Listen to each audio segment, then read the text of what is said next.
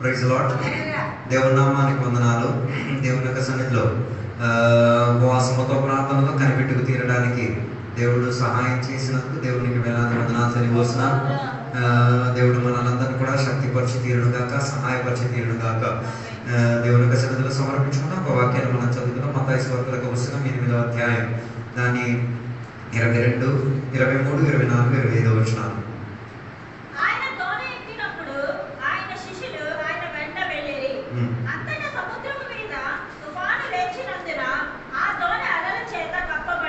Praise Lord. ఇక్కడ చదివిన ఈ వాక్య భాగం మనందరికీ కూడా సుపరిచితమైన ఒక వాక్య భాగం అనే నేను నమ్ముచున్నాను. కానీ ఈ పగటి వేళ దేవుడు మనతో మాట్లాడి తీరేందుగా దేవుని యొక్క సన్నిధిలో స్థిరం కలిగిన మనస్తత్వంతో దేవుని యొక్క సన్నిధిలో మనం కూర్చుందాం. మనం దేవుని యొక్క ఈ పగటి వేళ దేవుడు మనకు మాట్లాడి తీరేందుగా దేవుని యొక్క సన్నిధిలో మనసును మనం పెట్టుకుని ఉందాం. ఇక్కడ చదివిన ఈ వాక్య భాగం మన అందరికీ సుపరిచిత ఒక వాక్య భాగమే. యేసయ్య తన శిష్యులతో కలిసి పరిచర్య చేసిన పరిచర్య కాల తరగతిలో యేసయ్య ఒక ఓడ ప్రయాణంలో వెళ్ళిన ఒక విషయము అక్కడ రాయబడినట్టుగా మనకు అక్కడ కనబడుతున్నది. చాలా మంది దేవుని బిడ్డలకు ఇప్పుడు కూడా తెలియట్లేదు మనం కూడా ఒక ప్రయాణంలో ఉన్నామని. మరి మీరు ఎటు మీ ప్రయాణం ఉందో ఈ పగటి వేళ మీరు వివేచించి తీరాలి. కొందరు ఒక ప్రయాణం లోకం వైపు, లోకాశల వైపు, పాపం వైపు ఉన్నప్పుడు, కొందరి ప్రయాణం ఆత్మీకత వైపు, ఆరాధన వైపు, దేవుని వైపు, ఆత్మీక స్థితిగతి వైపు ఉంటున్నట్టుగా మనకి కనబడుతున్నది. అలాగే తీరితే మీరు ఏ పక్కకి ప్రయాణం అయి తిరుగుతున్నారో ఈ పగటి వేళ ఒకసారి పరిశోధించుకు తీరాలి. ఇక్కడ రాయబడిన ఈ వాక్య భాగంలో కూడా రెండు రీతి కలిగిన ప్రయాణం జరుగుతున్నట్టుగా మనకి కనబడుతుంది. ఒకటి పడవ ఎక్కడికి ప్రయాణం అవుతున్నది, అందరికీ వెళ్ళే ప్రయాణం అయి తీరుతున్నది. ఆ పడవలో రెండు రీతి కలిగిన మనుషులు ఉన్నారు. రెండు రీతి, ఒకటి యేసయ్య అని చెప్పి తీరచ్చు, రెండోదిగా యేసయ్యతో ఉన్న శిష్యులు. వారు ఎక్కడికి ప్రయాణం అయి తీరుతున్నారో వారికి అర్థం కాలేని ఒక స్థితిగతి అక్కడ చదివినట్టుగా మనకి కనబడుతున్నది. యేసయ్య ప్రయాణం అవుతున్నారు, ఎక్కడికి వెళ్తున్నారో ఆయనకి తెలుసు. ఈ పగటి వేళ నేను నీకు అడిగే ఒక మాట, నువ్వు ఈ లోకములో ఈ భూమిలో జీవించినప్పుడు ఎటు ప్రయాణం అవుతున్నారో నీకు అవగాహన లేకపోతే క్రైస్తవ జీవితం జీవించలేవు, ఆత్మీకతలో నేను నిలకడతం కలగలేవు. చాలా మందికి ఇప్పుడు కూడా తెలియదు ఎటు నేను ప్రయాణం అయి తీరుతున్నాను. ఆయనకి ఏ శిష్యులాగే ఉన్నారు. ప్రయాణం అనేది యేసయ్య చెప్పారు, మీరే ఏం చేయని అందరికి బయలుదేరండి. కానీ వారికి అప్పుడు కూడా తెలియట్లేదు మేము అందరికి చేరుతామా లేదా అన్నది కూడా వారికి తెలియట్లేదు. చాలా మంది యొక్క దేవుని బిడ్డల యొక్క పరిస్థితి కూడా ఇలాగే. ఆరాధన చేస్తున్నారు, గొప్ప నివాసం మాట్లాడేస్తున్నారు, సస్తే పరలోకానికి వెళ్తారా లేదా తెలియదు. కారణం ఏంటిది? వాళ్ళకి తెలియదు వారి గమ్యం ఏంటిదో. కానీ అక్కడ చదివిన వాక్య భాగంలో మనం చూడగలిగి తీరితే 24వ వచనం చెబుతున్నది, ఆ పడవలో యేసయ్య ఎక్కారు, శిష్యులు ఎక్కారు. కానీ యేసయ్య ఎక్కిన వెంటనే ఆయనకి ఏమొచ్చి తీరింది? నిద్ర వచ్చి తీరింది. ఎందుకు ఒక మనిషికి నిద్ర వచ్చి తీరేది? మనం అందరం అనుకున్న మాట్లాడాలి, అదొక కారణం అని మనం. నాకు అర్థం కాదు, పడవ ఎక్కేసే వెంటనే నిద్ర వచ్చేస్తుందా? పడవ ఎక్కితే వెంటనే నిద్ర వచ్చే ఛాన్స్ లేదు. కానీ నిద్ర ఆయన యేసయ్యకి వచ్చింది అంటే యేసయ్యకి గమ్యం తెలుసు, అవతలకి గమ్యం తెలియదు. ఎప్పుడు యేసయ్య పడుకున్నారని రాస్తుంది. 24వ వచనం ఒకసారి చదవండి.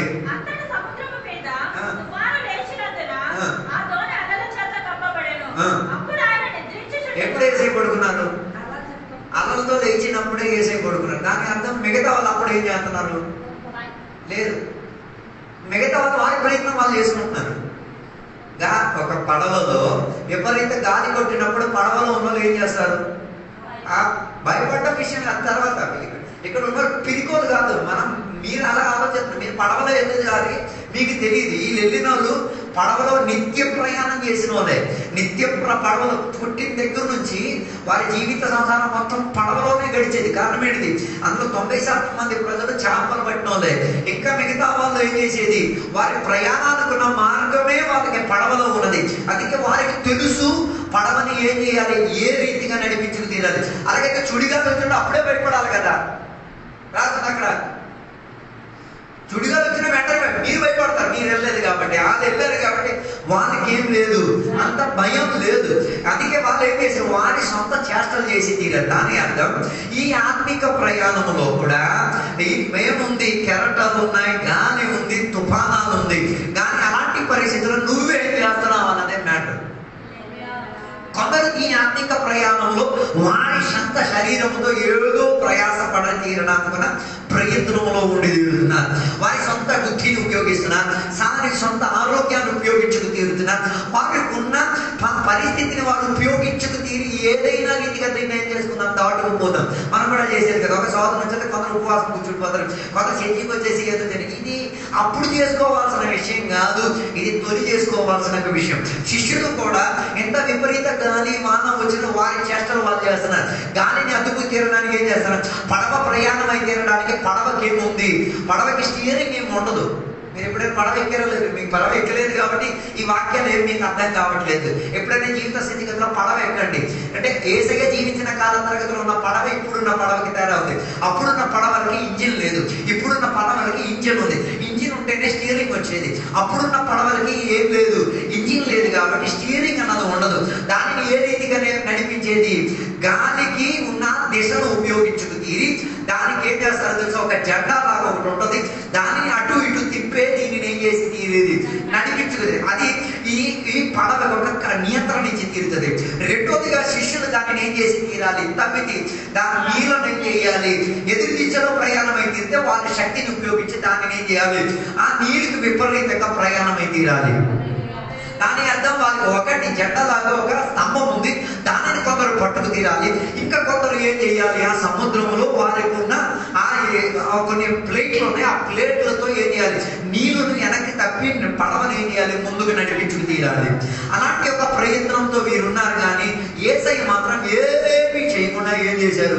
శుభ్రంగా పడుకొని ఉన్నారు. యేసయ్యని వాళ్ళు ఏం చేయలేదు, ఏ రీతిగా పాలింపు చేయడానికి లేకపోతే సహాయం చేసి తీరడానికి అడిగి తీరలేదు. ఈ కాలంలో కూడా అందరికీ ఏం కావాలి? సహాయం కావాలి.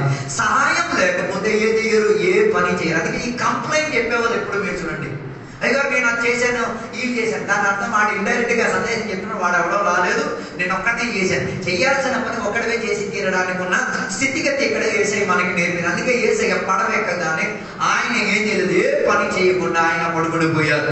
నేను చెప్పిన వాడనుకున్న ఉద్దేశం, నీ ప్రయాణంలో నీ బుద్ధి, శక్తి, సామర్థ్యం ఏమై తీరదు, ఏ రీతి కలిగిన బలం, శక్తి, ఆరోగ్యం ఇచ్చి తీరదు. అందుకే చాలా మంది వారి బుద్ధితో ఏం చేస్తారు? ఆత్మీయతను నడిపించాలని కోరుచున్నారు. అందుకే కదా కొందరు ఆరాధన నడిపించేది వారి సొంత బుద్ధితో.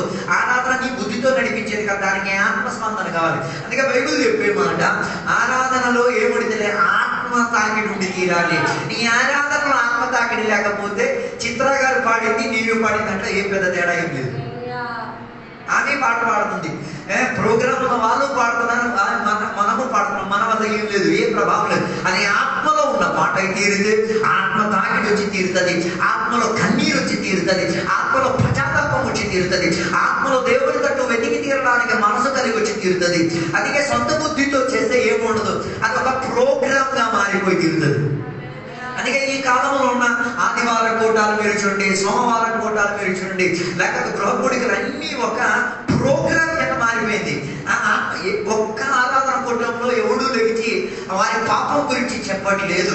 వారి జీవితంలో జరిగిన ఆ పాపం దేవుడు తాకాడు అన్నది వాళ్ళకి ఏం చేయట్లేదు, సాక్ష్యం చెప్పే విధానం లేదు, ఒక కన్నీరు లేదు, ఒక ఏం లేదు, ఒక పశ్చాత్తాపం. మనం వాక్యం విని తర్వాత ఒక్క చొక్క కన్నీరు రావట్లేదు, ఒక పశ్చాత్తాపం లేదు. నేను ఈ వాక్య వ్యతిరేకతగా జీవిస్తున్నాను అన్న దాని అర్థం వారి సొంత ప్రయత్నంతో బుద్ధితో చేసి తీరుతున్నారు. దాని అర్థం అంత చేసాక నువ్వేం చేయలేవు, ఏమీ సాధించని తీరలేవు. శిష్యులకి కూడా ఇదే పరిస్థితి. వారికి తెలుసు యేసయ్య చెప్పారు అద్దరికి వెళ్ళి తీరాలి, కానీ అద్దరికి వెళ్ళి తీరే ఉన్న ప్రయత్నంలో నీ బుద్ధి, నీ శక్తి, నీ సామర్థ్యం ఏమీ వర్తించి తీరదు. అందుకే ఇక్కడ చేసిన వారి బుద్ధి, శక్తిని మొత్తం ఉపయోగించి వారు ఏం చేయలేకపోయేసరికి ఎవరిని లేపారు? యేసయ్యను లేపాల్సిన పరిస్థితి వచ్చింది. ఎందుకు యేసయ్య లేపాల్సిన పరిస్థితి ఉంది? వీరి వల్ల మరి కాలేదు కాబట్టి. చాలా మంది దేవుని బిడ్డలు కూడా ఇదే పనిలో కొనసాగుతున్నారు. అంతా ప్రయత్నం చేసేసిన తర్వాత ఎవరిని లేపుతారు? యేసయ్యని లేపుతారు. యేసయ్యని లేపేటప్పుడు యేసయ్య చెప్పినంత మాట ఉంది. దాని 20వ వచనం చెప్తున్న మాట, దాని 26వ వచనం చదివితే యేసయ్య చెప్పినంత మాట. దాని అర్థం వీళ్ళు ఏముంది? భయం ఉంది. భయం ఎవరిచ్చింది కాదు, దేవుడు ఇచ్చింది కాదు. ప్రకటనకు అంతే ఇండికేట్ చేద్దాం, పిడికోలు దేవుడి రాజ్యం ఏం చేయదు, ప్రవేశించలేదు. నీ లోపల ఒక్క చొక్క పిరిగితనం ఉన్నా నువ్వేం చేయలేవు, వెళ్ళవు, పరలోకానికి వెళ్ళలేవు. 100% షూర్. ప్రకటన కన్నా సూపర్. ఎంతమంది వెళ్తారో అది మీరు వివేచించండి. మీకు మనసాక్షిలో మీరు వివేచించడం మీ క్రమం చేసుకోండి. దాని అర్థం పిరికితనం. ఏం శిష్యుల్లో పిరికితనం ఉండేది కదా, శిష్యుల శిష్యుల్లో కూడా పిరికితనం ఉంది. ఎప్పుడు దేవునికి ఎరిగేటప్పుడు, దేవునితో తిరిగేటప్పుడు పిరికితనం. అందుకే కదా పేతురు ఆ యేసయ్యను పట్టుకోవడానికి వచ్చినప్పుడు కత్తి తీసి దేనికి? పిరికితనంతో ఉండబట్టి ఆయన కత్తి తీసే చేశాడు. నరకడానికి ఉన్న ప్రయత్నం చేసి తీరాడు. దాని అర్థం పిరికితనంతో ఉన్న చేష్ట ఏమై తీరింది? మార్కోస్ అని చెప్పిన దాసుడికి ఏమైంది? వేదన కల్పించే ఒక విధానం అయి తీరింది. దాని అర్థం పిరికితనం ఉండి తీరుతుంది, భయం వచ్చి తీరుతుంది. దాని అర్థం భయాన్ని ఎదిరించుకు తీరడానికి ఏం కావాలి? మనకి దేవుని యొక్క సహాయం మనకి కావాలి. అందుకే పరిశుద్ధాత్మ వచ్చిన తర్వాత శిష్యుల లోపల భయం వెళ్ళిపోయి తీరింది. కొందరు పరిశుద్ధాత్మ రాలేదు కాబట్టి ఇప్పుడు కూడా ఏం వ్యాపరించి తీరుతుంది? పిరికాత్మ వ్యాపరించి తీరుతున్నది. ఏసగించిన ఆత్మ స్వాతంత్ర ఆత్మ, ఏసగించిన ఆత్మ ప్రేమాత్మ, ఏసగించిన ఆత్మ కాడిని ఎరగొట్టే ఆత్మ, ఏసగించిన ఆత్మ నీ జీవిత గమ్యాన్ని సరిపొచ్చిన ఆత్మ, ఏసగించిన ఆత్మ నీ జీవితాన్ని ఏం చేసేది? దేవుడితో కల్పించే ఆత్మ. పిరికితనానికి మనం ఏం చేయకూడదు? జోడించుకు తీరదు. పిరికితనానికి ఉన్న లక్షణం ఎవరిది? సాతానది. అలాగే తీరిది నీ గమ్యానికి ఎప్పుడు ఏమై తీరవచ్చు? సాతాను ఎదిరించి తీరొచ్చు. సాతాను పిరికితనాన్ని తీసుకొచ్చేది. పిరికితనం వచ్చేటప్పుడు ఏం చేయాలి? గద్దించగలిగే మనస్తత్వం అండి తీరాలి. అందుకే యేసయ్య ఈ పిరికి వాళ్ళని చూసి యేసయ్య ఏం చేశారు? గద్దించారు. యేసయ్య గద్దించినప్పుడు ఎవరెవరి కోసం గద్దించారు తెలుసా? ఒకటి శిష్యులకు పిరికాత్మని గద్దించారు, రెండోది ఎవరిని గద్దించారు? ఆ పరిస్థితిని తీసుకొచ్చిన వాతావరణాన్ని గద్దించుకు తీరారు. ఇవేమి జరగకపోవడానికి ఉన్న కారణం ఏంటి తెలుసా? వారిలో ఏం లేదు, అల్ప విశ్వాసం కూడా వారిలో లేదు. కాబట్టి చాలా మందిలో ఏం లేదు, విశ్వాసం లేదు. విశ్వాసం ఎబ్రీ పత్రిక చెప్తున్న మాట, విశ్వాసం ఎబ్రీ పత్రిక 11వ అధ్యాయం మొదటి వచనం చెప్తున్న మాట, విశ్వాసం అన్నది కనబడలేని దాని గురించి ఉన్న నిరీక్షణ. అది నిజ స్వరూపంగా మన కంటికి కనబడుతున్నదని. దానికన్నా ఏంటి మీకు కనబడలేదు? దేవుడు మీకు కనబడలేదు. దేవుడిని మీరేం చేయలేదు, చూడలేదు, కనబడలేదు. మీరు చూసారు లేదు నాకు తెలియదు. దేవుని బిడ్డలు ఎవరు కూడా దేవుడిని ఏం చేయలేదు, చూడలేదు. చూడలేని దేవుని పైన నీవేం చేసుకోగలిగితేనేది? పూర్తిగా విశ్వాసం పెట్టుకోగలిగితే. దాని అర్థం ఆ దేవుడు నాకు సహాయకుడు, ఆ దేవుడు నన్ను ఏం చేసి ఈ లోకములో సంరక్షణ కలిగే ఒక జీవితాన్ని జీవించుకోగలిగితే. అందుకే ఎబ్రీ పత్రిక 11వ అధ్యాయం మొత్తం మనం చదవగలిగితే విశ్వాసం గురించి ఉన్న శ్రేష్టత గురించి ఉన్న వర్ణన మనకు అక్కడ కనబడుతున్నట్టుగా మనకు కనబడి తీరుతున్నది. ఆ విశ్వాసం అన్నది కొందరికి ఎలాగిచ్చి తీరింది? కొందరికి బుద్ధిగా మారి తీరింది, కొందరికి శక్తిగా మారి తీరింది, కొందరికి దేవుడు మంచితనం చేసే విధానంగా ఏమై తీరింది? మారి తీరింది. అది విశ్వాసం యొక్క పట్టికను మనం హేబేలు నుంచి మనం ఏం చేయొచ్చు? ప్రారంభించుకొని మనం చదివి తీరొచ్చు. దాని అర్థం హేబేలు ఎవరిని చూడలేదు, దేవుడిని చూడలే, కానీ దేవుడిని ఏం చేశాడు? విశ్వసించాడు. హేబేలు వాక్యాన్ని చూడలే, కానీ వాక్యాన్ని విశ్వసించి తీరాడు. ఆ హేబేలుకి ఎవరు వచ్చి వాక్యం బోధించి తీరలే, కానీ వాడికి తెలుసు ఎలా యాగార్పణ చేసి తీరాలి. కొందరికి వాక్యం అందిన ఆరాధనలున్నా, ఆ సేవకులున్నా, ఆ రక్షణ పొందిన విశ్వాసం అంటే ఏంటో వాళ్ళకి తెలియదు. ఎవరిని విశ్వసించుతున్నారో వారికి ఏం చేయట్లేదు, తెలిసి తీరట్లేదు. కానీ హేబేలు కడిగి చూస్తే చెప్పడానికి మనుషులు లేరు, చెప్పడానికి సేవకులు లేరు, కానీ ఆయనకి ఏం విశ్వాసం ఉంది? నేను అర్పించిన యాగం ఎవరికి నచ్చేది? వాక్యానికి నచ్చేది. వాక్యానికి నచ్చేది, అది దేవునికి నచ్చేది. అలాగైతే దాని వలన వాక్యానికి నచ్చలేని వారు నాకేమై తీరుతారు? ప్రతివాది అయి తీరుతారు అన్నది అర్థం చేసుకోగలుగుతారు.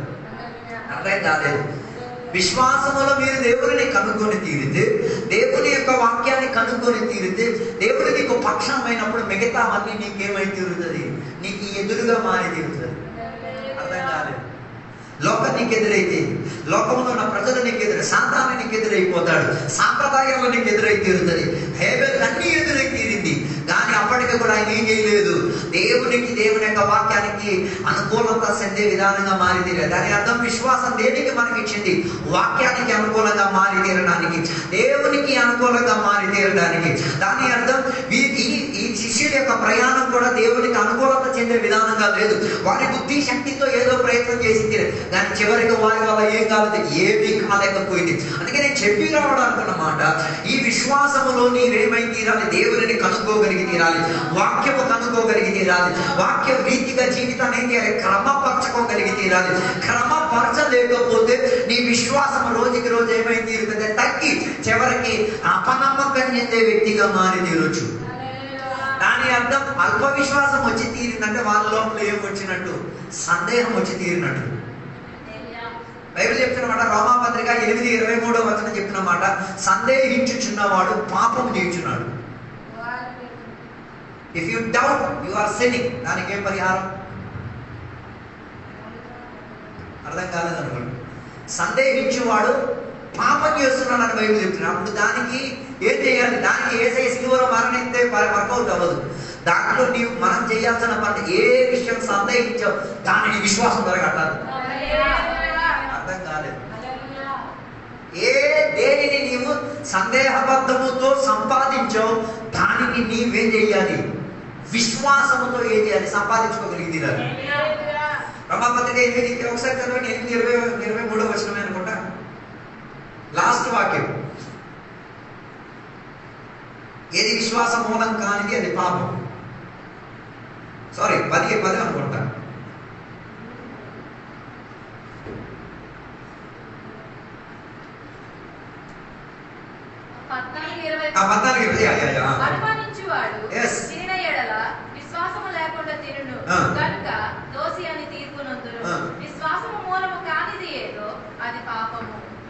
అప్పుడు అక్కడ ఎవరి గురించి చెప్తున్న మాట?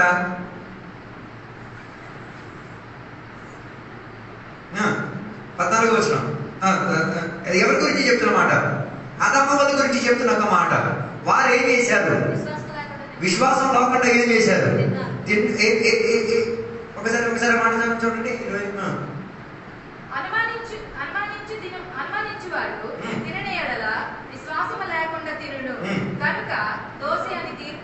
ఎవరి గురించి చెప్తున్న ఒక మాట? ఆదాము వాళ్ళ గురించి చెప్తున్న ఒక మాట. వారు ఎవరిని అనుమానించారు? దేవుడిని అనుమానించారు. దేవుడిని నమ్మలేకపోయారు. దేవుడిని నమ్మకుండా అనుమానించకుండా వాళ్ళు ఏం చేశారు? అపనమ్మకంతో ఏం చేశారు? తిన్నారు. ఇప్పుడు వారు ఆ పాపం నుంచి విడుదల పొందాలంటే ఏం చేయాలి?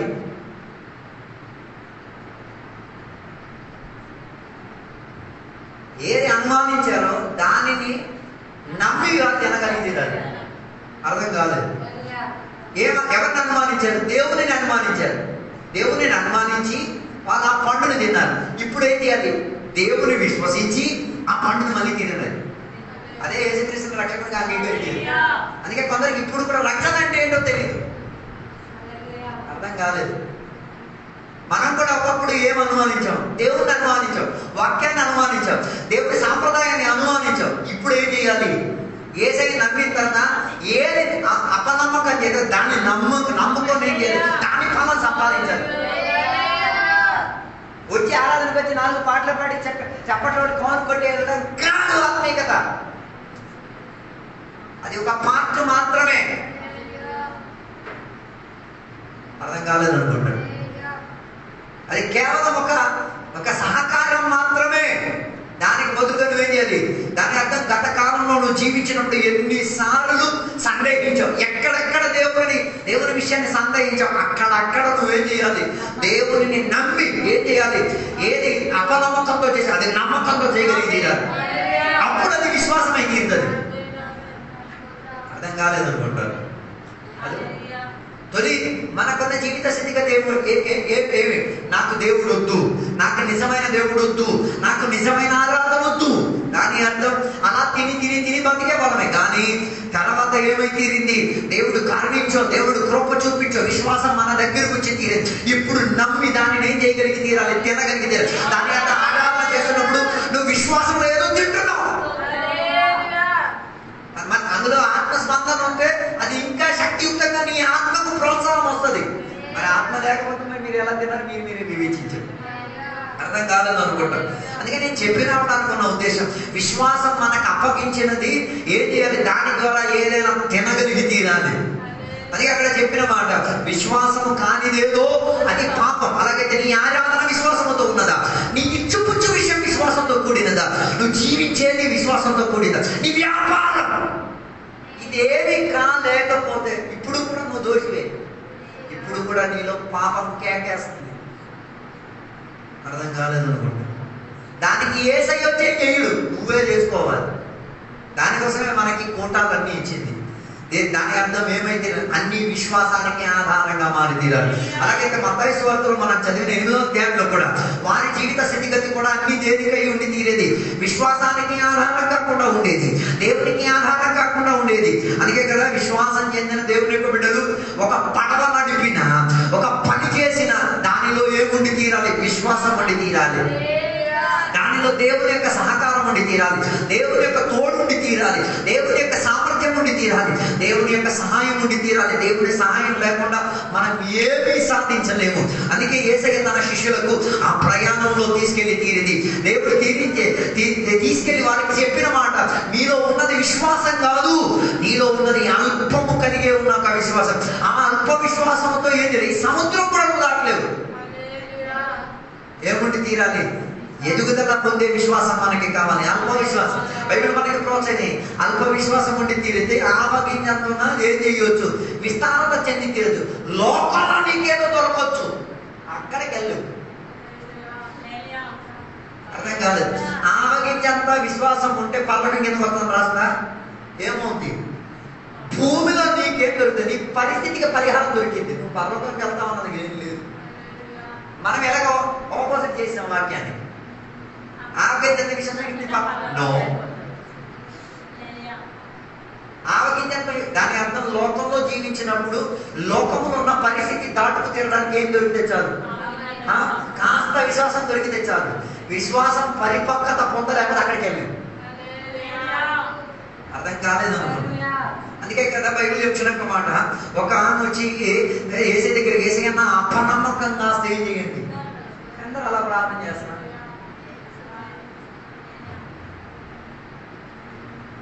మనం అందరూ ఏదో ఆ విశ్వాసం ఏదో ఎగబడి ఏం కూడలేదు, ఏం సాధించలేదు. విశ్వాసాన్ని ఆనందం గట్టు కూడా మనం ఏం చేయలేదు, దాటలేదు కూడా కదా. దాని అర్థం ఇప్పుడు కూడా నువ్వు ఎక్కడ ఉన్నావు నువ్వే ఒకసారి వివేచన. ఆమె చెప్పి శిష్యుడు కూడా వేసే దగ్గర వేసే మాలో ఉన్న అపనమ్మకంగా సేవ్ చేయండి, దూరపరిచి తీరండి. కారణం ఏంటిది?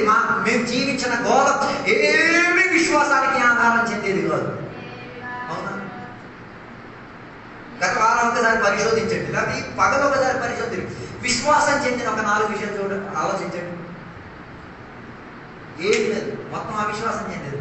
మనం వాడే ఫోన్ వచ్చిన ఒక్కొక్క వీడియోస్ మీరు చూడండి, ఏదైనా నిజాయితీ ఉందా? పోనీ నిజాయితీ ఉందా అని కూడా అన్వేషిస్తున్నాం, అది కూడా లేదు. అర్థం కాదు. మొత్తం అబద్ధం. న్యూస్ మీరు చూడండి, మొత్తం అబద్ధాలు. వార్తలు మీరు చూడండి, న్యూస్ పేపర్లు మొత్తం అబద్ధాలు. మనుషులు మీరు చూడండి, మొత్తం అబద్ధికులే. బయట ఒకలాగా లోపల ఇంకొకలాగా కదా. మనుషులతో నమ్మేస్తున్నారు, అన్ని చేసేస్తున్నారు. వీరి మధ్యలో విశ్వాసులు ఏమై తీరాలి? విశ్వాసంతో జీవించగలిగి తీరాలి. దాని అర్థం వారికి యాక్టింగ్ పనిచేయదు. విశ్వాసంతో ఉన్నాడు ఏం చేయలేడు, మారువేషం వేయలేడు. బైబిల్ చెప్తున్న మాట, మారువేషం వేసి ఆశీర్వాదం పొందినోడు గురించి బైబిల్ చెప్తున్నది. కానీ ఆ ఆశీర్వాదం ఆయన ఇంకేం లేదు, అనుభవించలేకపోయాడు. దాని అర్థం మారువేషం వేసి సంపాదించింది ఏది నీకేం కాదు, శాశ్వతమైనది కాదు. అలాగైతే యథార్థాన్ని కలిగింది ఉన్నట్టుగా దేవుడు ఎవరిని యాబోకు నది తీరములో పట్టుకోవడం జరిగింది. అలాగైతే నేను చెప్పి వచ్చే ఒక మాట, విశ్వాసములు ప్రారంభించినది విశ్వాసముతో నడిచి తీరడానికి ప్రయత్నం చేసుకు తీరాలి. అందుకే యేసయ్య మత్తయి సువార్తలో మనం చూడగలిగిన ఈ అల్ప విశ్వాసము ఏం చేయాలి? దూరపరిచి తీరాలి, పూర్ణత చెందే విశ్వాసంలోకి వచ్చి తీరాలి. దాని కొరకు యేసయ్య ఏం చేసి తీరింది? గాలిని, సముద్రాన్ని మొత్తాన్ని దేవుడు ఏం చేశారు? ఆపివేసి తీరారు. భూమిలో ఉన్నప్పుడు ప్రతి ఒక్కడు హల్లెలూయా స్తుతి మహిమ చెప్పేస్తాడు. పడవలోకి వెళ్ళి ఇలాంటి స్థితి గతికి వచ్చినప్పుడు ఎవరి మీద ఆధారపడతారో అక్కడే దేవునికి కావాలి నీ ఆత్మీయత ఎంత గొప్పదన్నది. భూమిలో ఉన్నప్పుడు అందరూ చెప్పారు దేవుడు దేవుడు దేవుడు దేవుడు.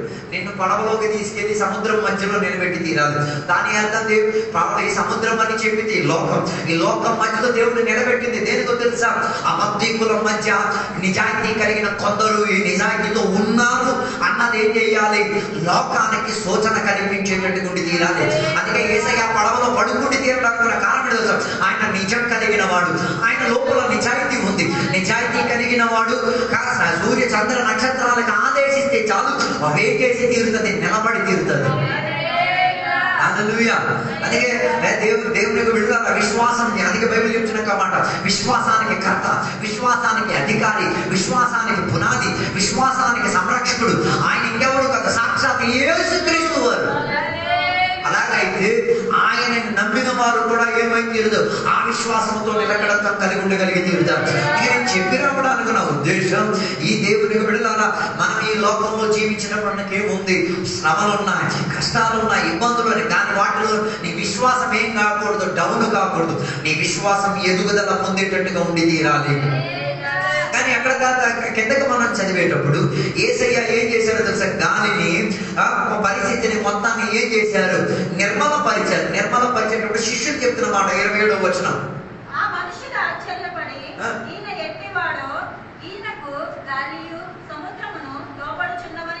దాని అర్థం వీరికి ఇంకా తెలియదు ఈయన ఎవడు అని. ఆయన what kind of man he's, ఆయన ఎట్లాంటి మనిషో తెలియదు. అప్పుడు ఎవరితో తిరుగుతున్నారు, చాలా మంది దేవుడు వెళ్ళబడే అలాగే యేసుతో తిరుగుతున్నాడు. ఎట్లాంటి మనిషిలో కూడా అందరికి ఏం కాదు. అందుకే కదా కొందరు చెప్పేది, నువ్వు ఎట్లాంటి మనిషివిరా, దాని అర్థం అతను మనిషిని పోల్చలేకపోతున్నాయి. ఆడి విశ్వాసం కాదు, ఈడి విశ్వాసం కాదు. ఈడికి విశ్వాసం లేదు, ఆడికి విశ్వాసం లేదు. విశ్వాసం ఉన్నోడు ఏం చేయొచ్చు, పోల్చొచ్చు. దాని అర్థం అవిశ్వాసం చెందిన శిష్యుడు యేసయ్య విశ్వాసంతో చెందిన వాడిని ఏం చేయలేదు, పోల్చలేము. పిరికితనానికి ఉన్న ప్రాబ్లం అదే, ఎవరిని పోల్చలేము, యేసయ్యని పోల్చలేము. అదే కదా ఇదే ఒక సందర్భం మత్తయి సువార్తలో ఇంకొక సందర్భంలో మనం చూడొచ్చు. యేసయ్య ఒక రోజు సముద్రం మీద ఏం చేశారు, నడిచి వచ్చినప్పుడు శిష్యులు అందరూ చూసి ఆయన ఏం చేశారు, భూతం అని కేకేశారు. దాని అర్థం వీళ్ళు ఎందుకు భూతాన్ని కేకేశారు, లేదు మీరు నమ్మిందే భూతానికి, మరి ఆయననే పోల్చగలిగేది. ఈ దెయ్యాన్ని అధికంగా భయపడే ఓటు మీసారంటే ఆ దెయ్యంతో ఏదో సంబంధం ఉంది, అందుకే ఆడు భయపడింది. దేవుడికి భయపడున్నాడు దేవుడికి భయపడతాడు, అర్థం కాలేదు. దెయ్యంకు భయపడినోడు దెయ్యం భయపడతాడు. మొన్న ఎవరో పిల్లలు ఏదో చేస్తున్నారు మంత్రతంత్రాలు అని చెప్పేసి ఏదో చేసి చూపించి ఆ ఊళ్ళో భయపడిపోయి ఏరియాకే వెళ్ళట్లేదు. ఏమైపోయింది, మంత్రతంత్రం మేము అక్కడి నుంచి అడిగేది, వాళ్ళు మనకి చెప్పిన వద్దు తక్కువద్దు, నేను ఏమి మంత్రతంత్రాలు చేశాను పోనీ నేను ఆ సరుకులో లేదుగా, నాకు ఆ వాటితో ఏం లేదు, సంబంధం లేదు. అందుకే నేను చెప్పొచ్చే మాట, యేసయ్యని పోల్చుకోగలిగి తీరుతున్నావా? ఇన్ని వాక్యాలు విని, ఇన్ని దేవుని గురించి గొప్ప మర్మాలు విని, ఎంతగా దేవునికి సేవించుకోగలిగి దేవుని పోల్చలేని తత్వం.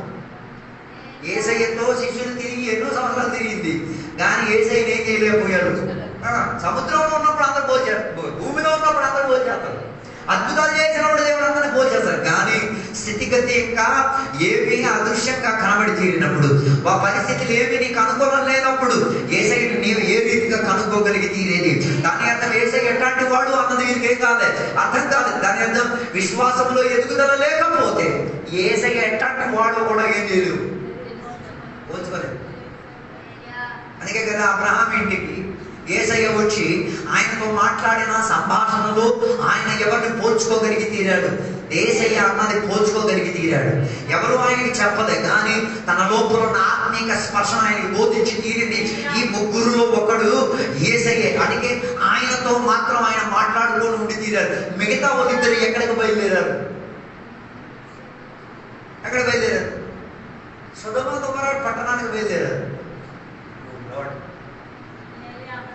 యేసయ్య ఎందుకు వెళ్ళలేదు, ఎలాగెళ్ళగలిగేది, పోల్చి అబ్రహాం యేసయ్యని పోల్చాడు కాబట్టి ఆయన వదలడు కూడా. అర్థం కాలేదు. దీనికన్నా ఇంకా క్లారిటీకి ఎలా వాక్యం బోధించాలో నాకు అర్థం కావట్లేదు.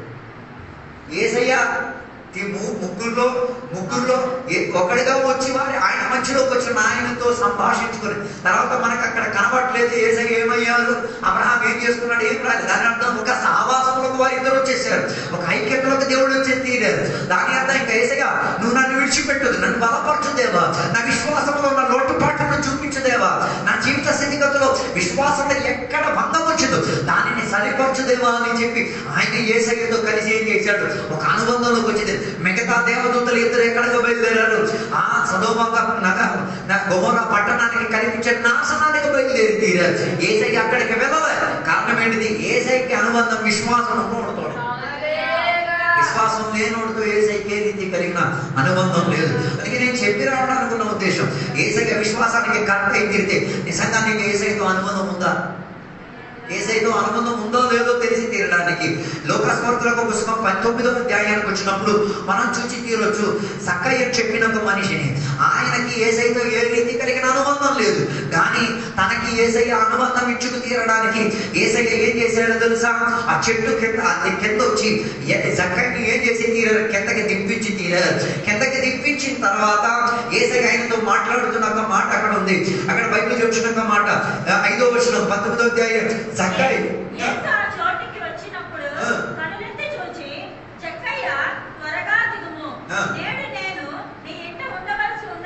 దాని అర్థం యేసయ్య ఎందుకు ఆయనని కిందకి దింపించారు? యేసయ్య ఆయనని దింపించి తీరడానికి కూడా ఒకే ఒక కారణం. ఎవరు ఆ ఇంట్లో ఉండి తీరాలి. ఈరోజు నేను ఇక్కడ నీ ఇంట్లో యేసయ్య ఉన్నారా? What is the proof Jesus నీ ఇంట్లో ఉన్నాడని? యేసయ్య నీ ఇంట్లో ఉన్నాడు. నీ ఆరాధన నేను అడగలేదు, నీ ఇంట్లో అడుగు. యేసయ్య నీ ఇంట్లో ఉన్నాడు అన్న దానికి ఉన్న సూచన లేదు. ఒక ఇంట్లో యేసయ్య వస్తే ఉన్న సూచన లేదు. ఏమైనా ఫోటో ఉంటుందా? యేసయ్య నీ ఇంట్లోకి వస్తే అన్ని విషయం క్రమంగా ఉంటుంది. యేసయ్య ఇంట్లో ఉంటే ఆరాధన శబ్దం వినబడుతుంది. యేసయ్య ఇంట్లో సినిమా వర్కౌట్ అవ్వదు. యేసయ్య ఇంట్లో ఉంటే దూషణలు బూతులు రావు. యేసయ్య ఇంట్లో ఉంటే ఏం చేయరు, అంటే పనికిరాని మాటలేం మాట్లాడు. యేసయ్య ఇంట్లో ఉంటే వంట కూడా చేస్తారో నాకు తెలియదు. వంట కూడా చేస్తారు. బైబిల్ చెప్తున్న మార్తా మరియ ఇంటికి యేసయ్య వచ్చారు. ఒక ఆమె యేసయ్య పాదములో కూర్చుంది, ఇంకొక ఆమె ఏం చేసింది? వంట చేయడానికి. యేసయ్య కూర్చున్నప్పుడు వంట చేయడానికి ఎంత ఆతృత ఏంటి? చెయ్యాలి, చెయ్యొద్దు నేను అనట్లేదు. కావాలంటే ఆ వంట సామాగ్రి ఇక్కడికి తెచ్చి కూడా ఏం చేయొచ్చు, చేసుకోవచ్చు. మనసు ఉండాలి. అర్థం కాలేదు, మనసు ఉండాలి. దాని తర్వాత అక్కడికి వచ్చిన తర్వాత ఈమెని పిలిపించి యేసయ్య నీకు చింత లేదా ఏమి కూడా చెప్పచ్చు కదా. మరి అదేదో ఇక్కడ తెచ్చుకొని ఇక్కడ చేసుకోవచ్చు కదా. అర్థం కాలేదు. అందరి ఇంట్లో ఇప్పుడు కూడా యేసయ్య లేదు. అబద్ధ యేసయ్యని స్థాపించేసుకొని నిజ యేసయ్యని కప్పిపెట్టి తీరుతున్నాను. జక్కయ్య ఇంటికి యేసయ్య ఇంకా రాలేదు. రాకుండానే యేసయ్య చెప్తున్నాను, మన నీ ఇంటికి నేనేమై తీరాలి, వచ్చి తీరాలి. యేసయ్య ఇంటికి వచ్చి తీరాలంటే ఇల్లు నేను చేసుకుని తీరాలి, శుభ్రపరచుకు తీరాలి. అందుకే 6వ వచనం చెప్తున్న మాట, యేసయ్యని ఆనందంతో ఏం చేశాడు? దిగి. దాని అర్థం యేసయ్య ఇంట్లో ఉంటారు, ఏముంటది? ఆ తిన్న ఆహారంలో సంతోషం ఉంటుంది. వాళ్ళు వేదన పడుతున్న వేదనలో సంతోషం ఉంటుంది. అది జీవితం. ఆ ఇంటికి వెళ్ళి కూర్చుంటే చాలు సంతోష వాతావరణం వ్యాపరిస్తాయి. కొన్ని ఇళ్లలోకి వెళ్ళండి, కొన్ని ఇళ్లలోకి వెళ్తే కొన్ని తలనొప్పులు వచ్చేది. కొన్ని ఇళ్లలోకి వెళ్తే ఏముండదు. దాని ఆ ఇంట్లో ఎవరు లేరు, యేసయ్య లేరు. కానీ జక్కయ్య ఇంటికి యేసయ్య ఆహ్వానించినప్పుడు ఆయనకి ఏమొచ్చింది? ఆనందం వచ్చింది. 7వ వచనం చెప్తున్న మాట, 7వ వచనంలో చెప్తున్న మాట మీరు రండి.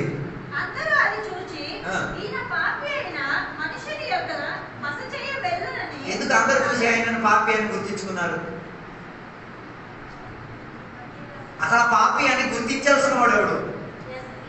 ఆయన గుర్తించలేదు. వీళ్ళెందుకు గుర్తించారు? దాని అర్థం యేసయ్య మనుషుల పాపం గుర్తించే దేవుడు కాదు. మనుషుల పాపం ఏం చేసేది? దానితోనే మనుషులు ఏం చేసేది? చిక్కేది, ముడిగట్టేది. అర్థం కాదు.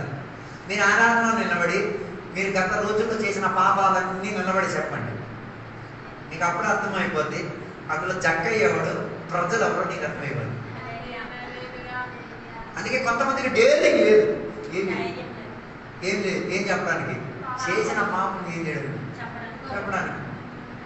అందుకే మన సంతాలలో కూటాల్లో ఏం రహస్యము దాడి చేసుకుని దేవుడికి ఆరాధన చేస్తాం. రహస్యంలో దేవుడికి ఓపెన్ అప్ చేసి చెప్పండి. పోయిన రోజు నేను ఎక్కడికి వెళ్ళినప్పుడు కేరళలోనే వెళ్ళినప్పుడు ఒక అమ్మ వడ్డీ వ్యాపారం చేసేది. మరి దాని మొదటి వారం వాక్యం వింది. వడ్డీ వ్యాపారం చేసి ఒకటి దగ్గర నుంచి డబ్బులు ఫుల్ గుంజుకొని తిని ఆరాధనని చేసేది. ఉపవాస ప్రార్థన కూడికలు ఎవరో ప్రవక్త వచ్చి వాక్య పరిచయం చేశారు. ఆ వాక్యం ఏమి తాకేసి బైబిల్ కూడా తీయలేదు. ఇంటికి వెళ్ళి తీరి ఆ అప్పు గలవాడికి తీర్చాల్సిన తిన్నాళ్ళు తిన్నది మొత్తం తిరిగి అప్పు చెప్పి, నాయన నీ అప్పు నేను తీసుకోలేదు, నాకు నీకు ఏ రీతి కలిగిన సంబంధం లేదు, నాకేం కావాలి, ఇందులో నుంచి ఒక విడుదల కావాలి. ఆదివారం వచ్చి ఏం చేసింది? చర్చిలో నిలబడి ఎంత చేసింది, ఏమేమి చేసింది మొత్తం వివరణగా చెప్పింది. చేర్చి చెప్పింది. అది చెప్పేసరికి ఇంకొకటి విని ఆమెకి కూడా పశ్చాత్తాపం కలిగింది. అయ్యో నేను కూడా చర్చిలో ఉండగా విశ్వాసిత ఒక సామగ్రి దొంగలించి చెప్పబడనా అని చెప్పి కాసేపు చూసరికి అందరూ ఏడవడం మొదలెట్టేశారు. ఒక్క ఆమెకి స్పందన వచ్చింది, మిగతా వాళ్ళందరికీ ఏమి వచ్చింది? పశ్చాత్తాప మనోభావం వచ్చింది. మన కూటాలు మీరు చూడండి, ఏ ప్రాబ్లం ఏం లేదు. ఏసై ఉంటే కదా ప్రాబ్లం ఉండాలి. హలో హలో చక్కని అందరూ కలిపి ఏం చేశారు? పాపి అని గుర్తించిన ఆయన దానికి ఏం చేయడానికి వెళ్ళలేదు, సమాధానం ఇవ్వడానికి వెళ్ళలేదు.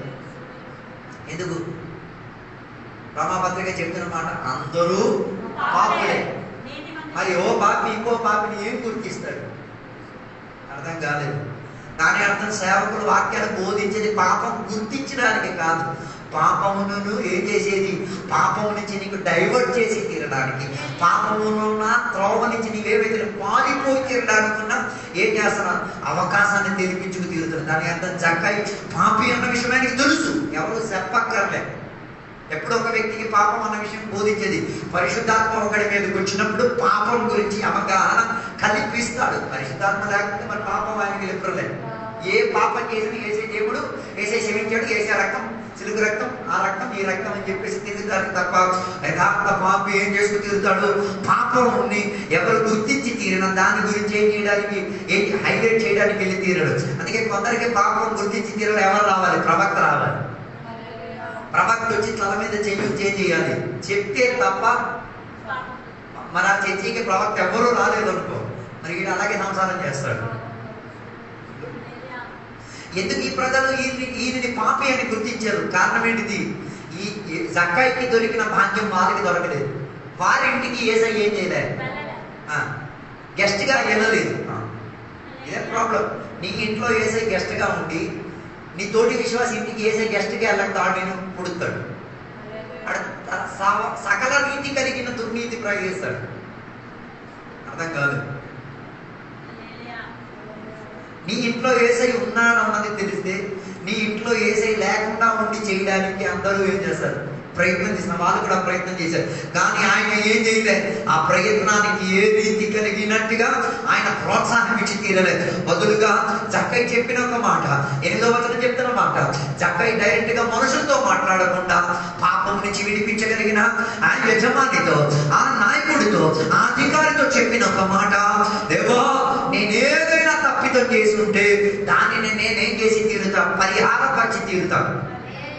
దేవుడు ఆయనకి బయలుపరిచిన తన పాపం విషయం గురించి ప్రజలు ఆయనకి పాపి అని దూషణ పెట్టేటప్పుడు ఈయనకి పాపం కనబడి తీరింది. దాని అర్థం లోకం నీకు పాపి అని తీర్పు తీర్చేటప్పుడు నీకు రక్షకుడు కనబడి తీరాలి, నీకు ఏసయ్య కనబడి తీరాలి. ఏసయ్య నీకు కనబడి తీరగలిగి తీరితే ఒప్పుకోవాల్సిన దానిని మొత్తంగా ఎవరి సమక్షంలో ఒప్పుకోగలిగి తీరుతారు? ఏసయ్య సమక్షంలో ఒప్పుకోగలిగి తీరుతారు. దాని అర్థం నీకు దొరికిన కూడికలో నువ్వు ఒప్పలేదనుకో, నీకు దొరికిన ఆత్మీక సహవాసంలో నువ్వు ఒప్పలేదనుకో, ఒక వేదిక నీ కొరకు తయారై తీరుతున్నది. అది మధ్యాకాశంలో జరిగే ఒక వేదిక. ఆ వేదికలో స్క్రీన్ పెట్టి మరి చూపిస్తారు. ఏమని? ఏంటేంటి నిజమని. ఆ రోజు సప్పట్లు కొడతారా? ఆ రోజు కూడా మీరు కూడా చెప్తారు, అవునా ఆ రోజు ఆరాధన అయ్యారు ఇంత కసిగా వాక్యం చెప్పారు, ఇంత చెప్పారు, అప్పుడు కూడా నేనేం చేయలే, ఎన్నింటినీ కూడా దోచిపెట్టి ఉంచేది. పబ్లిక్ గా దేవుడు దాన్ని ఏం చేస్తారు? కనిపించి చూపించి అక్కడ ఉన్న వాళ్ళందరూ దీన్ని ఎంతగా ఎంజాయ్ చేస్తారు. అర్థం కాదని అనుకుంటున్నాను. ఉన్నారా నాతో కలిసి? అందుకే బైబిల్ చెప్తున్న మాట, పాపం ఒప్పుకున్నవాడు దేవుని దగ్గర నుంచి దీవెనలు పొందుకుంటాడు, వర్ధనలోకి రాగలిగి తీరుతాడు. ఈ పగటి వేళ ఒప్పుకునే వాళ్ళగా మారి తీరాలి. ఒప్పుకో దేవుని యొక్క సన్నిధిలో. దేవునికి ఉన్న ప్రత్యేకత ఏంటో తెలుసు, ఆయన సర్వాంతర్యామి, సకల విషయం గురించి అవగాహన కలిగిన వాడు, ప్రతి చోట్ల ఉండగలిగిన వాడు, ప్రతి విషయం గురించి తనకు అవగాహన ఉంది. ఆయన ఉద్దేశించేది ఏంటో తెలుసా? ఆయనకి తెలిసింది నువ్వేం చేయాలి? ఒప్పుకొని వదులుకోగలిగి తీరాలి. నేను చెప్పినా ఉన్నాను, ఏసయ్య నీ ఇంటికి రావాలంటే నీ ఇల్లుని నీవేం చేసుకు తీరాలి? సుఖపరచుకోగలిగి తీరాలి. చక్కగా ఇంటికి ఏసయ్య వెళ్తున్నానని విన్నప్పుడే ప్రజలకి అంత మనోవేదన కలిగి తీరేది. చక్కగా ఏసయ్య ఇంటికి వచ్చి రాక మునిపే తన జీవిత స్థితిగతులు అన్నింటినీ ఆయన ఏం చేసుకున్నాడు? సరిపరచుకు తీరాడు. సరిపరచుకు తీరి ఆయన చెప్తున్న ఒక మాట ఉంది, నేను అన్యాయం చేసింది, నేను దూషించింది, నేను చేసినవన్నింటినీ నేనేం చేసి తీరుతా? పరిహారం పరిచి తీరుతా. ఎప్పుడు? ఎప్పుడు? ఏసయ్యతో. అర్థం కాలేదు. కొందరు మారు మనసు కాదు, నేను ఎప్పుడు తెలగొట్టేస్తాను. కొందరు రక్షణ పొంది విశ్వాసమేనా నిజంగా కాదో మీకు తెలియబోద్ది. ఉదాహరణకి మీరు రక్షణ పొందక ముందు ఒకరికి హత్య చేశారు అనుకోండి, ఆ కేసు నుంచి మీరు తప్పిపోయారు, చేయలేదు చేశారు అనుకోండి, రక్షణ పొందిన తర్వాత, మారు మనసు వచ్చిన తర్వాత వెళ్ళి ఎంతమంది దేవుని బిడ్డలు ఉన్నారు, యేసయ్యకి తోడు పెట్టుకెళ్ళి ఆ ఇంటికి వెళ్ళి మీ తోటి సహోదరిని చంపింది నేనే, ఆ రోజు నేను తప్పుకోబడ్డాను, ఇప్పుడు మీరు పోలీస్ కేసు వేయండి, ఏదైనా చేయండి, నేను రెడీగా ఉన్నాను. లేదు నాకు తెలియట్లేదు. అప్పుడు మీరు చెప్పారు, మీరు ఎవరికి సంపలేదు. మత్తయి సువార్త 6వ అధ్యాయం ఇంటికి వెళ్ళి చదవండి. అక్కడ బైబిల్ చెప్తున్న మాట, నీ సొంత సహోదరుని నువ్వు సులకనగా చూస్తే దాని అర్థం నువ్వేం చేస్తావు? You killed him. ఎన్నిసార్లు నీ తోటి సహోదరు పని చేయకపోతే సులకం చూసావు, ఆయన్ని చంపేసి ఇక్కడికి వచ్చి ఆయన ప్రజలు మనం చెప్తున్నాం. ప్రజలు అందరూ ధైర్యం. హలో లేదా? చంపేశామండి. ఇప్పుడు ఏం చేయాలి? మారు మనసు వచ్చిన వాడైతే, విశ్వాసం కలిగిన వాడైతే, రే ఆ రోజు నేను చుమకగా చూసి నేను ఏం చేశాను చెప్పాను. ఒకరోజు లక్ష్మమ్మ ఎక్కడ నిలబడి సాక్ష్యం చెప్పింది. ఎంతమంది అది పట్టించుకున్నారో లేదు, నేను మాత్రం దాన్ని గమనించాను, పట్టించాను. నాకు అర్థమైంది, లేదు నేను కూడా నా జీవితంలో ఏం చేయాలి, సరి చేసుకోవాల్సిన వస్తువు నేను సరి చేసుకుని తీరాలి.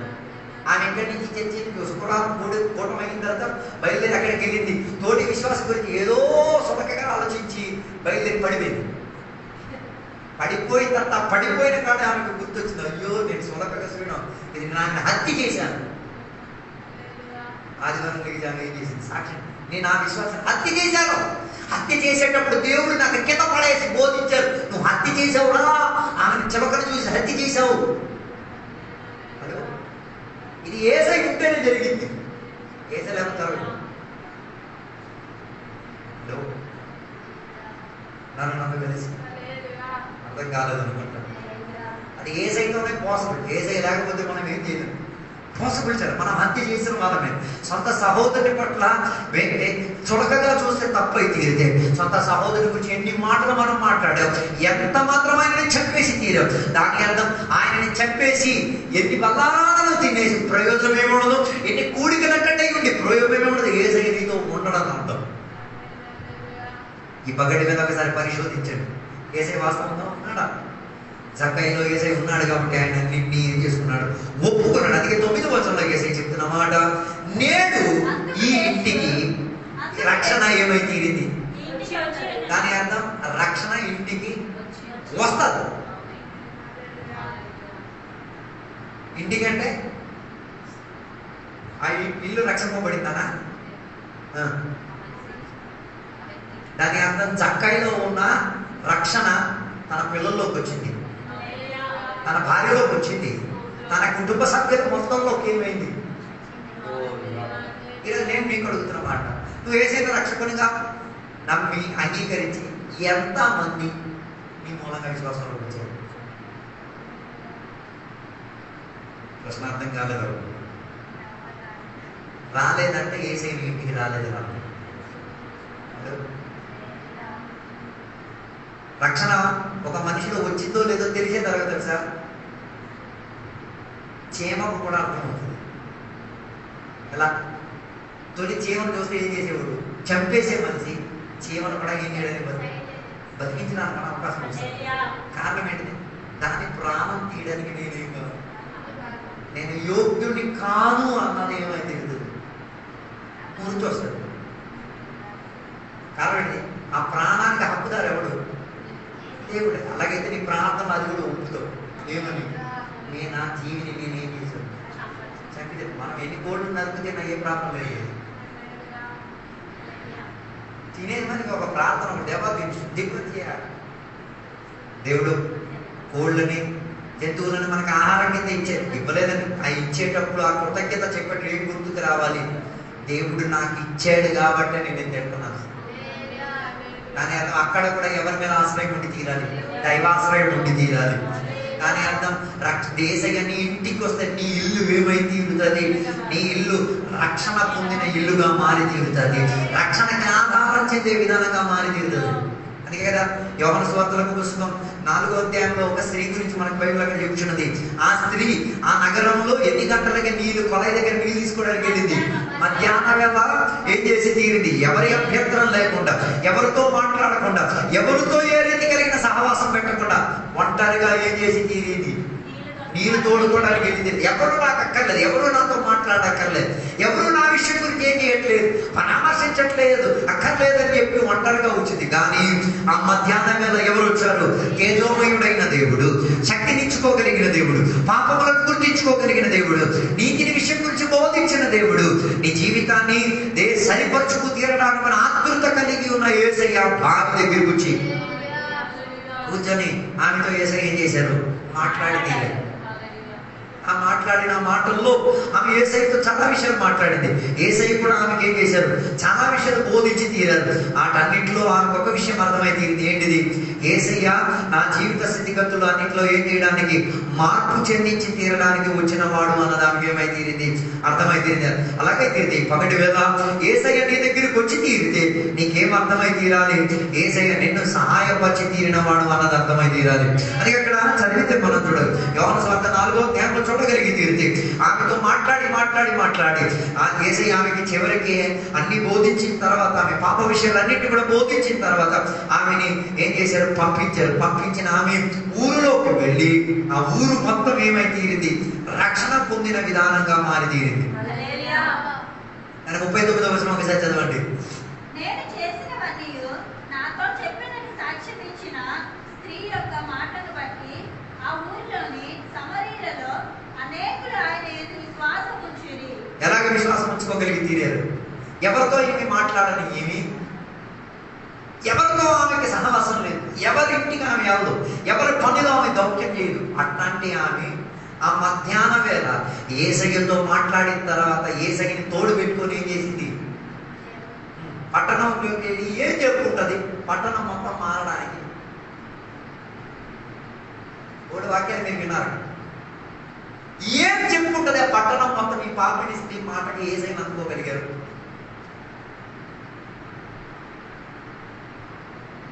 ఏదో ఒకటి చెప్పాలి కదా.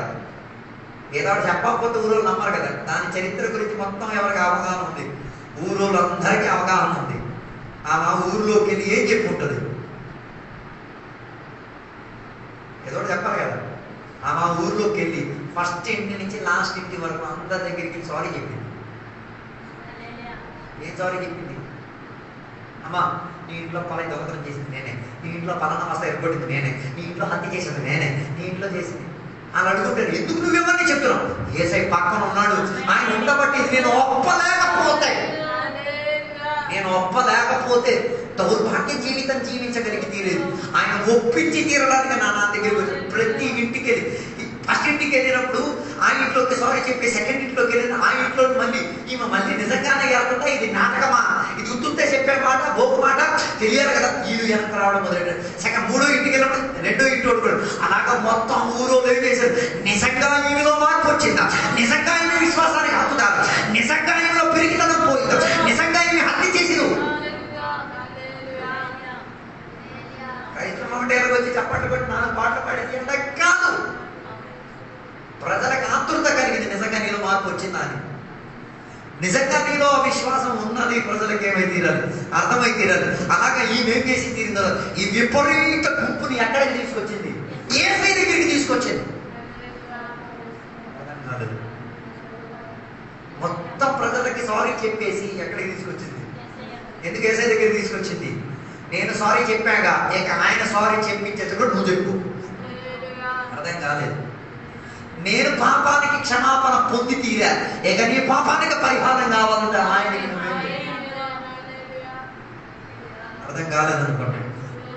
దానివలన ఏమై తీరింది? ఆ ఊరు మొత్తం ఆ ఒక్క రోజులో ఏమై తీరింది? రక్షణ పొందగలిగి తీరింది.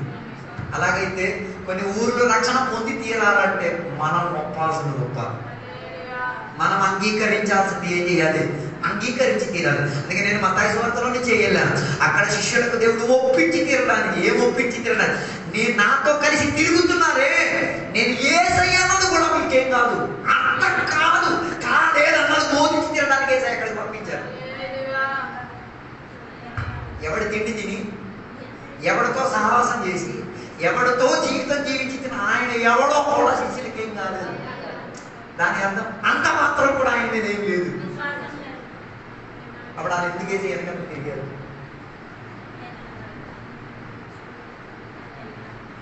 ఎందుకు ఏసై ఎదగలరు? ఏసై మాట ఎందుకు విన్నారు? వాళ్ళ ఎక్స్పెక్టేషన్ ఏంటో తెలుసా? ఏసైతే తిరిగితే ఏదో నేను మంచి మాటలు చెప్తాడు, అది వినవచ్చు, అది మనకేం దొరకచ్చు, కాస్త సంతోషం దొరకచ్చు, అంతే కదా.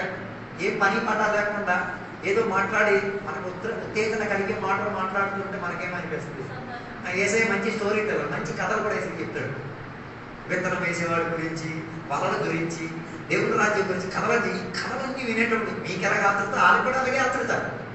అందుకే ఆ ఏసై వెనకాల ఏం చేసేవాడు? తిరిగి అప్పుడప్పుడు ఏసై ఏం చేసేవాడు? గుడ్డోళ్ళు స్వస్థపరిచేవాడు, గుడ్డోళ్ళు నడిపించేవాడు, అద్భుతాల సూచనలు చేసేవాడు. ఇది చూసినప్పుడు కూడా వీళ్ళకేం వచ్చేది? అమ్మాయి ఎంటర్టైన్మెంట్ దొరికేది. ఆ రోజుల్లో టీవీ ఫోన్లు ఏం లేవుగా, ఇదే వాళ్ళకి ఎంటర్టైన్మెంట్.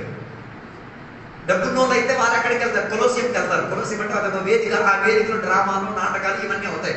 పేదవాళ్ళు ఏం చేయలేరు, ఇవన్నీ చూడడానికి వెళ్ళారు. అప్పుడు వీళ్ళేమనుకున్నారు? ఏసై కూడా ఇలాంటి ఒక నాటక వీరుడే, అద్భుతాలు చేసేది, గుడ్డోడికి స్వస్థపరచడం, బస్తమైన కేకేసేది, ఆయనకి ఏం చేయాలి, తాకి బాగుపరచడం, ఇవన్నీ చూసినప్పుడు వీళ్ళకి కూడా ఏమనిపించేది? ఒక ఎంటర్టైన్మెంట్. సమయం గడిచిపోయేది. అప్పటికి కూడా వాళ్ళకి అర్థం కాలేదు ఈయన ఎవరని. ఆయన పాపాన్ని నుంచి విడిపించిన వాడు అన్నది వాళ్ళకి అర్థం కాలేదు.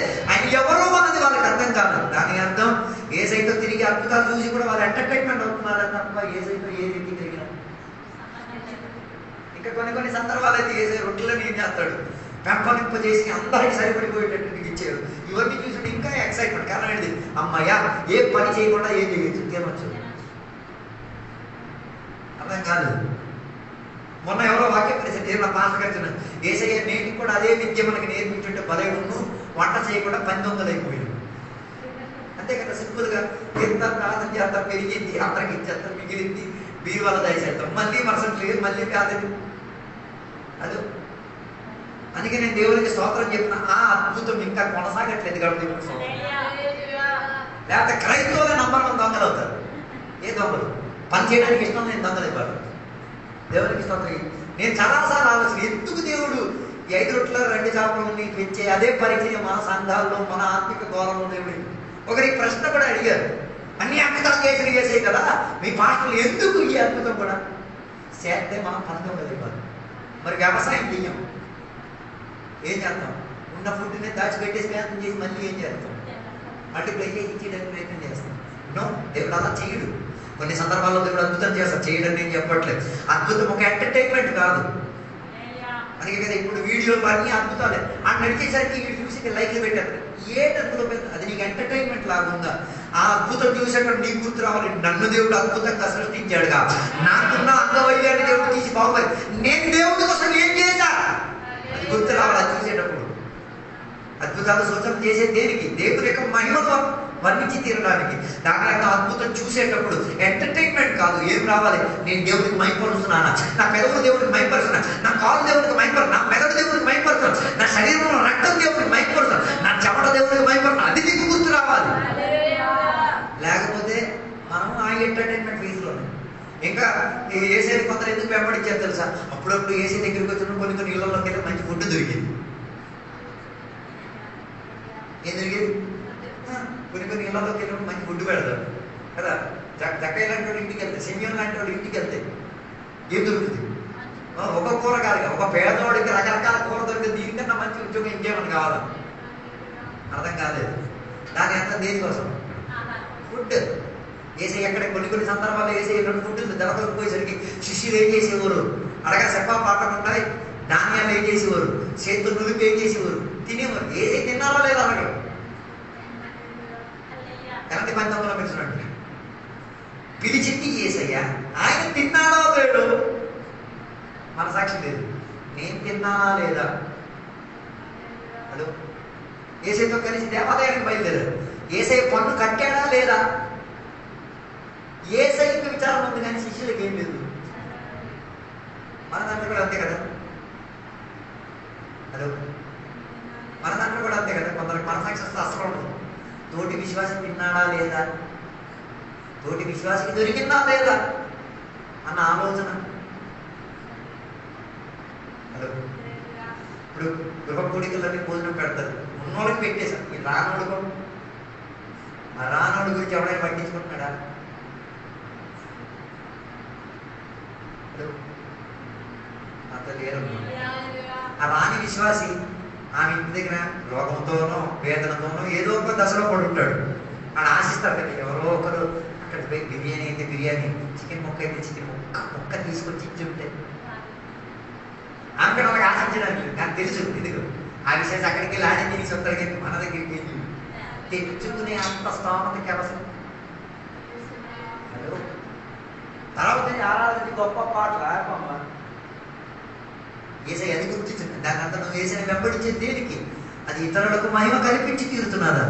ఏసై ఉంటే దాని విషయంలో ఏం చేస్తావు? క్రమాన్ని పాటించి తీరుతుంటే దాని అర్థం ఏసై నీ దగ్గరికి వచ్చేస్తే ఆయన నీతో ఉంటే ఆయన ఎవడో అన్నది నువ్వేం చేయొచ్చు? పోల్చి తీరవచ్చు. దానికి ఆ ఉపమానములు ఆ కథలో ఏసై ఆమెకు బోధించింది. అరే నాతో తిరుగుతున్నారు, నేనే మీకు పిలిచింది, నాతోనే ఎంటర్టైన్మెంట్ అవుతున్నారు, కానీ నేనంటే ఎవడో నీకేం కాదు.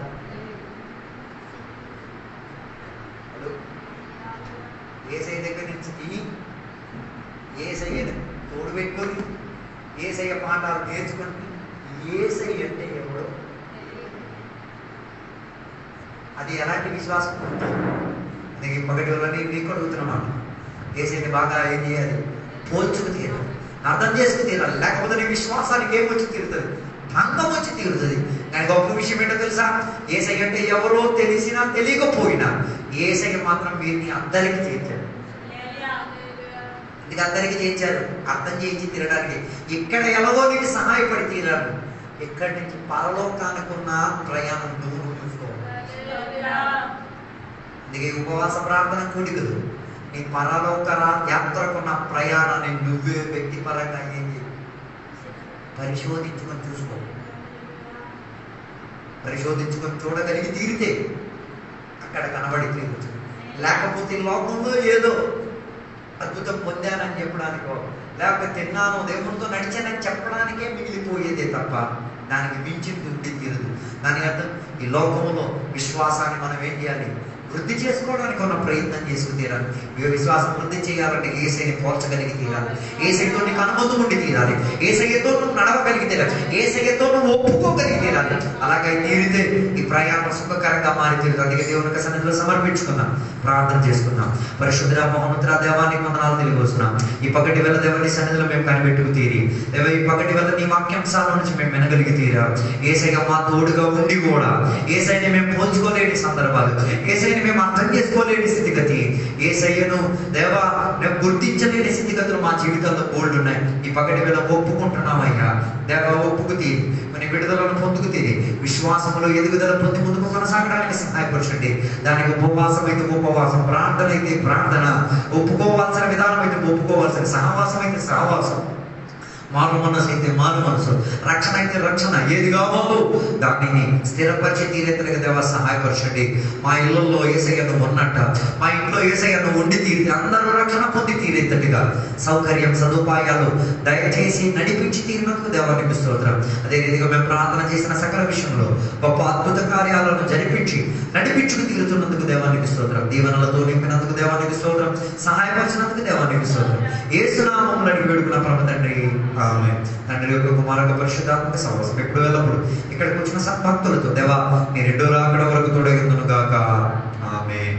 యేసు రక్తమే జయం, యేసే వాక్యమే జయం, యేసే నామమే సంపూర్ణ విజయం కలుగును గాక. ఆమేన్. అందరికీ వందనాలు. దేవుడు అందరిని దీవించును గాక.